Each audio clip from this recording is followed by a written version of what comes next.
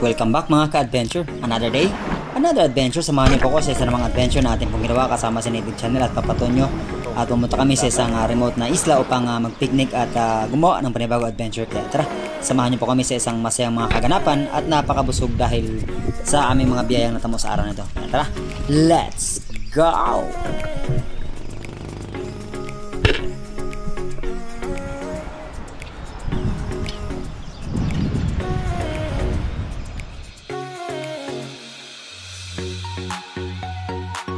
Ayun mga adventure, isang mapagpalang araw po sa ating lahat. Finally, bumigay din ng kalmada. Ayan o, good for 2 days lang. Pero after nito ay amihan na naman. Kaya kailangan nating samantalahin lahat ng lakad na pwedeng i-accomplish. Dahil nga mayroon tayong project na ginagawa. Ayan o. At adventure muna tayo. Kasama natin, of course, Native Channel yan. Ayan. Yes sir, Papatonyo. So abangan nyo kung ano ang gagawin natin for the day. And again, thank you so much po. And maraming salamat sa lahat ng patuloy na sumasama, tumatangkilik at always updated sa lahat ng ating po mga adventure na ginagawa. Maraming salamat po. At babalik tayo dito para pakainin natin si Chairman ng Suran ulit. Pero for now, ibang adventure naman muna. Kaya again, maraming salamat. To God be the glory. Let's go! Woohoo! Okay. yes sir.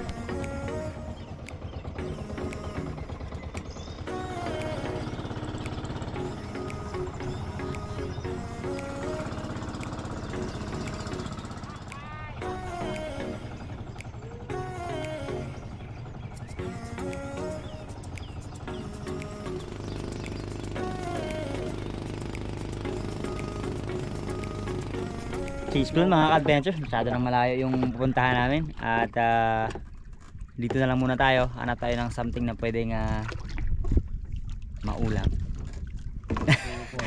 Tara, samahan niyo po kami. Tapos na ako mag-setup na aking mga kagamitan sa pagsisid mga ka-adventure. Kaya ready na ako sa araw na ito. Tara, let's go!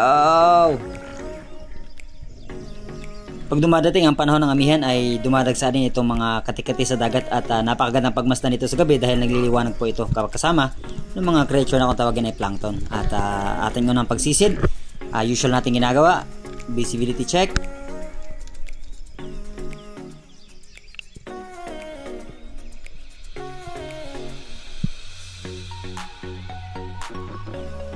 Hindi 100% malinaw ang visibility mga ka-adventure pero napaka okay na ito, sobra compared sa mga destinations or mga spots na pinupuntahan natin sa Puerto Princesa. Tignan nyo naman, dahil po ang panahon ng amihan ay taglinaw talaga ng visibility dito sa amin sa Kanipo, lalo na kapag napunta tayo ng bandang Nangalaw or nga doon sa spots na mga nahulihan natin na maraming isla. At syempre sa gitna ng mga bahura dahil kapag kaamihan ay wala talaga masyadong ulan kaya hindi lumalabo ang visibility. At isa lang sa disadvantage ng malinaw na visibility is kala mo napakalapit na ng isda pero malayo pa pala.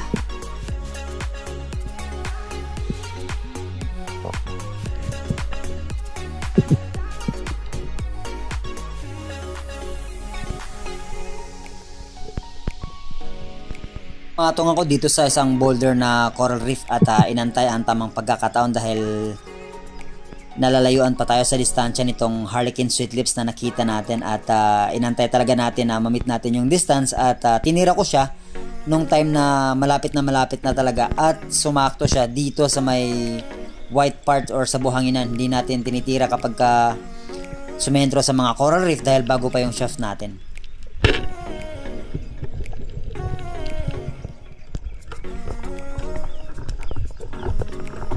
Ang ganda ng pagkakatama kaya lang hindi ko naman siya mahila. Napaka overpower nung bands na ginamit natin at sobrang lapit pala ng distansya. Naniguro lang ako kaysa naman hindi natin mahuli.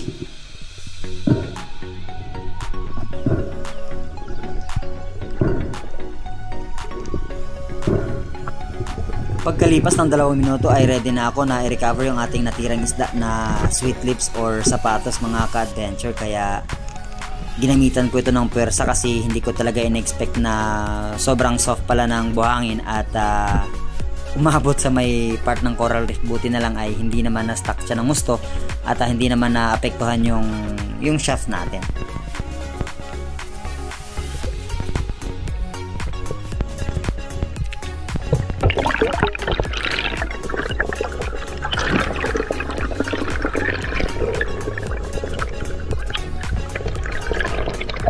Dahil sa ganung distance mga ka-adventure, kung natira ko yun tapos tinamaan sa coral reef tapos tumagos, ay nako, malaking problema yun.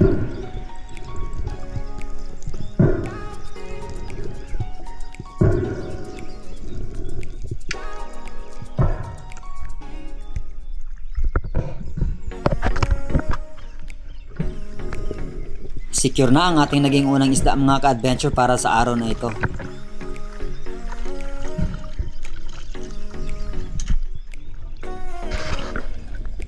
Panibagong pagsisid at this time lapu-lapu naman or suno mga ka-adventure na nakadungaw lang, nakalabas lang yung kanyang ulong bahagi at buti na lang ay na-secure natin kasi medyo napataas ng konti yung ating pagkakatira.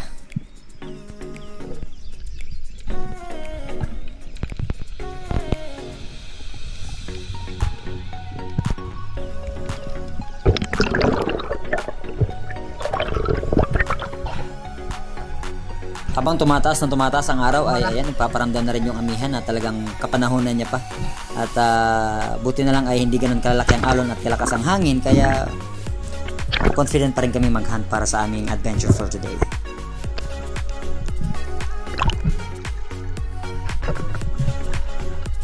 Secure na ating pangalawang isda mga ka-adventure, suno or lapu-lapu. At sa ating susunod naman na pagsisid ay inisto ko itong lapu-lapu ulit na mas malaki pa doon sa natira natin. Kaya lang nung akin na siyang in-approach na puntahan at tirahin, ay dahan-dahan namang bumababa sa malalim na area. Kaya sayang, hindi natin tuloy natira.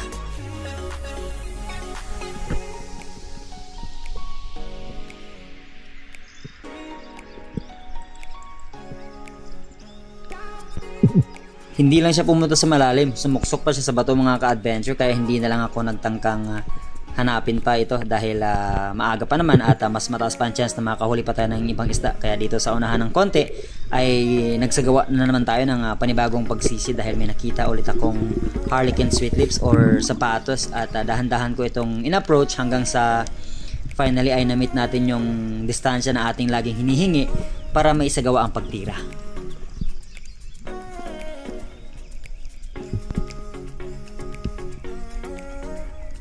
Ang lapit na pala mga ka-adventure, kaya tumagos hanggang monoline yung ating isda na natira. Kaya nga lagi nating advice po na para mas mataas ang chance na matamaan talaga natin yung isda, 1 meter, simula sa 1 meter hanggang 1.5 ang isa sa pinaka-advisable talagang distansya para tirahin ng isda at mas secure ito ng mas maayos.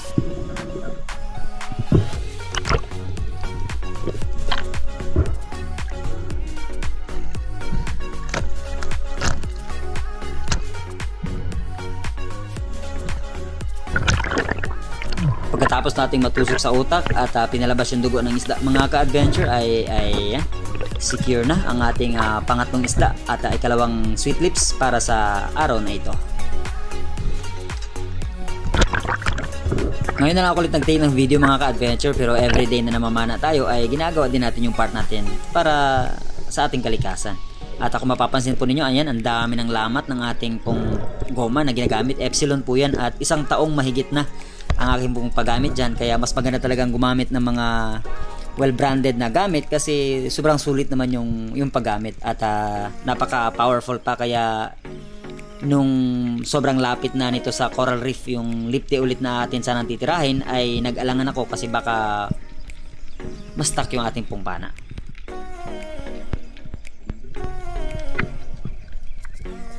May cliff na portion yung spot na aming pong pinagpanaan at wala lang talaga masyadong active na pelagic, kaya nag-focus na lang tayo dito sa mga territorial na klase ng mga isda kagaya nitong lapu-lapu ulit mga ka-adventure. At napakaamo niya, lumalapit pa ng husto sa akin. Buti na lang ay nakahanap tayo ng tamang timing, kaya ang ganda ng pagkakatama.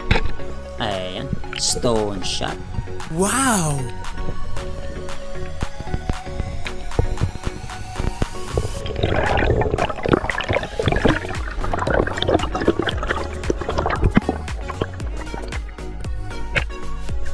Ang mga kulay ng lapu-lapu ay indication mga ka-adventure kung malalim o mababaw. So kapag mababaw po, mas darker yung mga kulay ng mga lapu-lapu na nahuhuli natin. At kapag medyo red naman or pinkish, ay sobrang lalim na ng mga spots na nakukuhaan yan. At napakarami sana dito sa area, pero yun nga, kapag nakahuli ka nyan ng ganyang klase ng mga lapu-lapu or kulay, ay pagbuhay, mababa lang ang presyo. Ganito ako magpahinga at mag-ipon ng hangin bago sumisid mga ka-adventure. Hindi ako gumagalaw at nag-floating lang ako at ginagawa yung basic na pag-intake ng hangin at pag ready na ay bago isagawa ang pagsisid.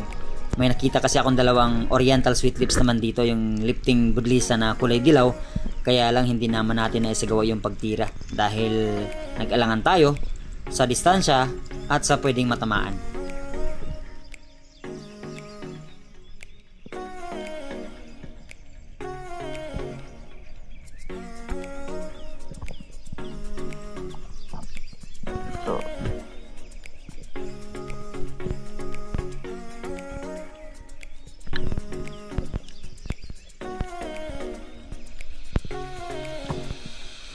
May Spanish flag sana, kaya lang meron na rin man tayong pang-ulam, kaya tama na siguro. Kaya after po ng pag-ahon ko ay dumiretso na rin kami sa dalampasigan at maghahanda ng amin pong kakainin.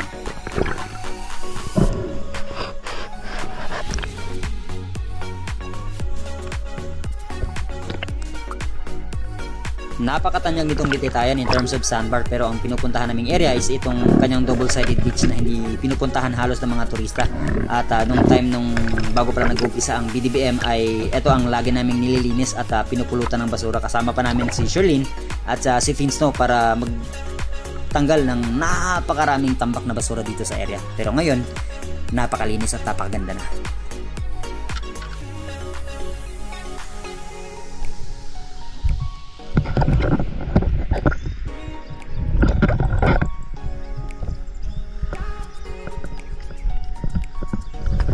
Mga adventure, pagkatapos ng mahaba-habang languyan, magkikinilaw naman tayo at mag-iihaw.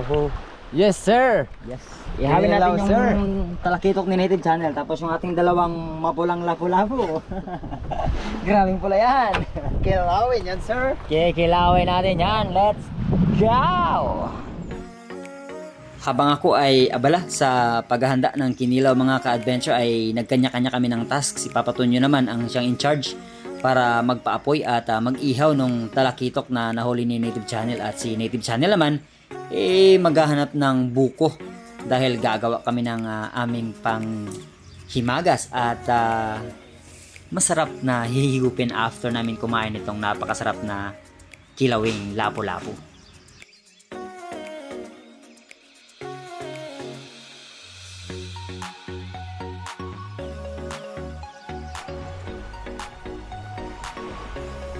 Ang kinilaw ay isa sa mga best na putahe na akin pong ginagawa mga ka-adventure, even si Mrs. Joy. At kahit saang biyahe na atin pong ginagawa or adventure, kapag meron tayong sariwang isda ay syempre hindi natin pinapalampas yung pagkakataong magkilaw talaga.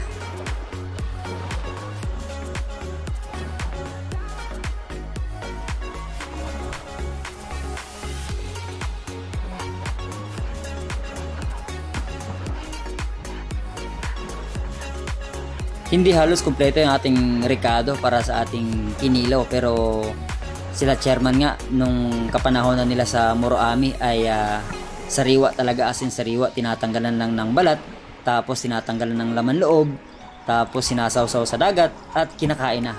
Binakhaw naman ang tawag, kaya shout out sa lahat ng mga taga Negros. Binakhaw.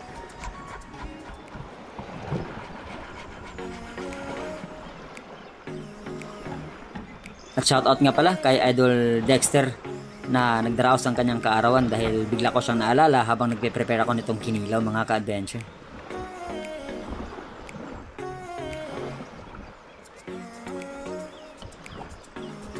Hindi lang kalamansi at sili ang talagang main ingredients para sa mas masarap na kinilaw. Ang isa sa pinaka main ingredients is yung paghahalo-halo gamit ang kamay. Yan!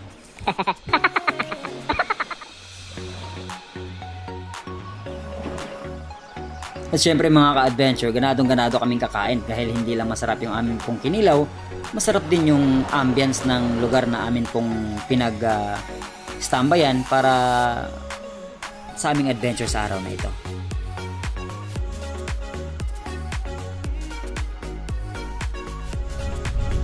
Ito naman yung part ni Papa Tonyo habang kami ni Native Channel ay busy sa aming ginagawa. Siya din ay busy dito sa pag-ihaw ng masarap na talakitok.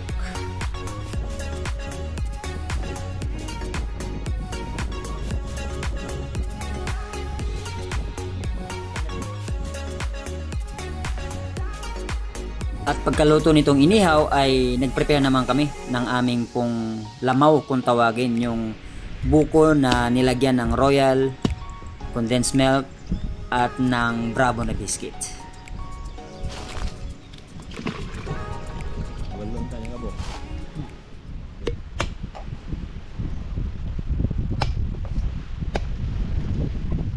Comment down below mga ka-adventure kung ano ang tawag nyo sa ganitong klase ng pagkain na amin pong hinahanda, kasi lahat naman tayo ay may kanya-kanyang tawag kung saang lugar tayo nang galing.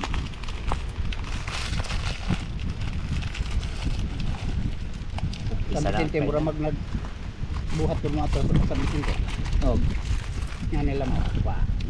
Kakaw sa mo. Kada buntag ingat. ayan si Papa Tonyo mukhang busog na bago namin matapos yung aming ginagawa. Busog ko dito.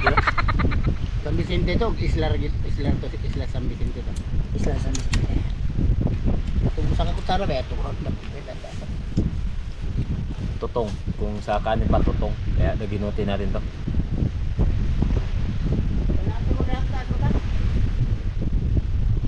Kami na sa gatas pa be. Sarap ba? Kachamba pala tayo mamaya ng surahan. Doon sa ano. Ako anam kay luban ani kini kahapon. Iya ba? Tag. Sa hapon. Parang ang tagal naming tatlong hindi nagkita mga ka-adventure. Grabe yung kwentuhan namin. Unlimited. Habang tinatapos namin ang aming panghimagas at juice na buko ay nagkikwentuhan kami at the same time. At eto na nga, nagpiprepare na kami ng aming pong masarap na tanghalian pero late na. At after nito ay nag-live naman tayo. Go mga ka-adventure. Kain po, kain. Kain tayo, maningain. Maningain tayo. Walang wala, inihaw lang na talakitok. Tapos kinilaw na Wala po. pola-pola. Wala ang nakayanan. Yes sir. At sili na maanghang. Ano sa layo? Amen. Lami kayo. Okay, let's go. Unang Wag mo na sabihin unang subo. Kaya ako na unang nakasubo. sa'yo yun, isakin.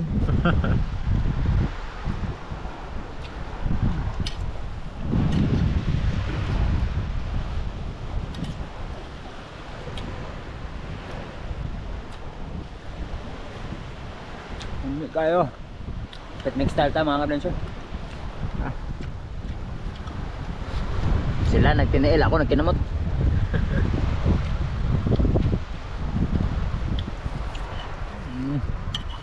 Kalimot niya ako ba? Kasi nagtuon niya ako gining kwan. Mao na kinilaw Nagtuon gyapon. kanon. Yan dili na. Sinog ba? Yung banta kitok.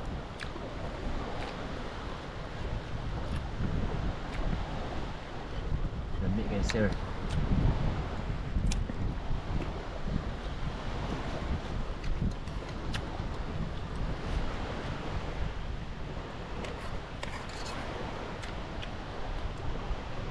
Tapos meron pa kaming buko.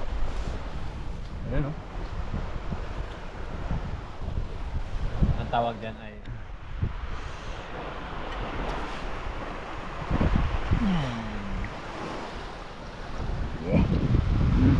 Ang aming kinilaw mga ka-adventure. Pati inihaw. lami ani ay. Apa pa? Nyo? Ano ka pa oh? Arilo pa. Tara kita tantanan. Patulog-tulog kay. Lamaw ba ta? Lamaw. Makita lagi tayo masita siguro sa kwan. Yung dugang na pod. Pero na. Kaya di akong marami dungag.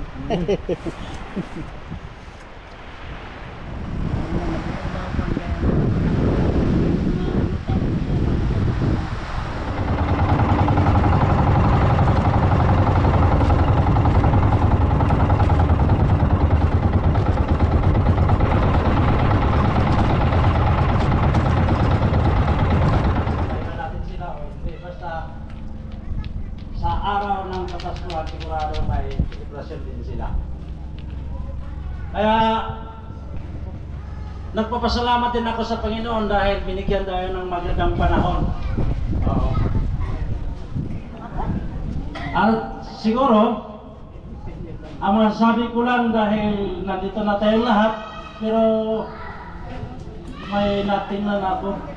Parang kulang pala tayo, ano? Fred? Kulang ang mga atin. Oh, kulang pa?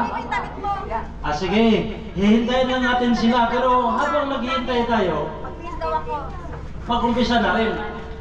Kaya sana sa lahat ng senior citizen, maghabab ang ating buhay at marami pang Paskong darating sa buhay nating lahat. Kaya siguro, magandang umaga muli sa ating lahat.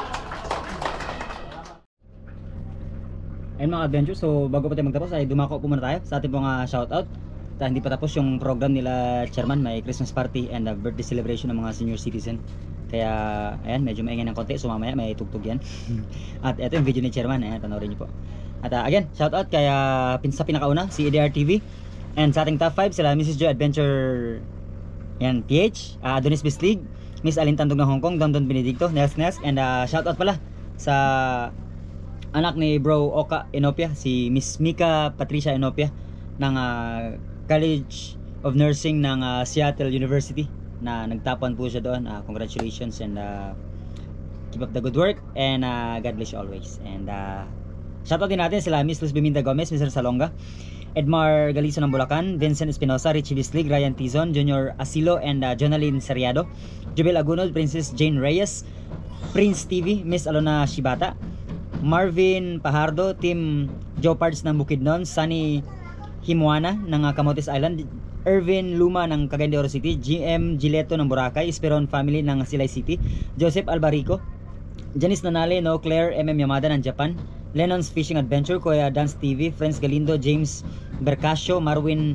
Mosico, Ariel Abrigar, Tony Channel Official, Michael Urong, Net14 TV, shoutout sa Team Kabisig and si Romsel TV, yan, shoutout po sa inyo. Jersky ng San Jose, Puerto Princesa City. Shoutout din kay Engineer Sherlyn Abindanyo ng Pasig, ayan. And Idol Terso Manulat Laurio, Tinuranda ng Canada, Larisanti, Miss Anonymous, Miss May Stakyo ng Hong Kong chapter, Miss Monet Paras, Miss Christine ng Qatar, Miss Oliva Mendoza, Miss Elisa Gomez, Miss Glinda Bansro, Miss Edna and Tito Luis Obugen, Doc Stephanie Ferrer, Miss Teresa Lawigan, Miss Venus and Joel Burilang ng Oceanside, California, Miss Jessica Vista, Sir Jules Madrid by Alvic and California Friends, thank you so much sa support. By Ruel Paras, by Ruel Balabo, by Ramin and Farinas family, Erwin Lubay, JR Siliga ng Agusan, Mark Magbukid, Fake Coronasyon, Trisha May Cabanada, Efren Barbo ng Samar, Juben Kambari, Dave 123 Japan Travel, Kevin Gonzalez ng Hinundayan, Herbert Beliasa, Frank Boy Official TV, Padyak ni Ian, Boy or by YouTube Views, yan, Bibot Vice, Giovanni Siega, Joko Abiano, Calvin Malingbayan, Sheila Galiego ng Banana Island, shoutout Sheila. Donny Beb, White Dove PBB, Berhel Gendran ng UAE, Aldrin Villa Cruces ng Lupon Davao, Edgar Ilagan, Elio Ket Mix Adventure, Marwin Burinaga ng Leyte, Marvin Bundalian ng North Boulevard Navotas, Ervin Luma ng Cagayan de Oro City, John Nazareno ng Naik, Nino Nakar, Rigi Gonzalez, Jose Daddy, Chito Villamor, Bob and Suaso family ng Lapu-Lapu, Banggitan Spiro ng Pinas, Vincent Ferran ng Marinduque, Great Fishing Life, Juben Mana, Cabs Bernaldez, Rodolfo Dinglasan, Bourbon and Asturiano family ng Northern Samar, Arnold Alfante ng Cebu, Rena Tuamora, Jake Bendano and Francis Kalumpang, Bihog TV, Jensky TV, Jeffrel Mahusay, Vic Lyson Mijares, Jason or Gerson Bandila or Bandiola, Katoda Vlogs, Dan Lord Almero ng Aklan, Pinoy RC Maker ng Paris, France, and si Dan Rev Galieno ng Iloilo City. And sa mga hindi po natin na shoutout, taya, we'll see you in the next adventure po.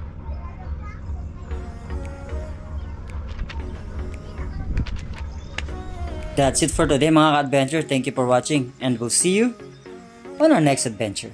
Stay safe and God bless us all.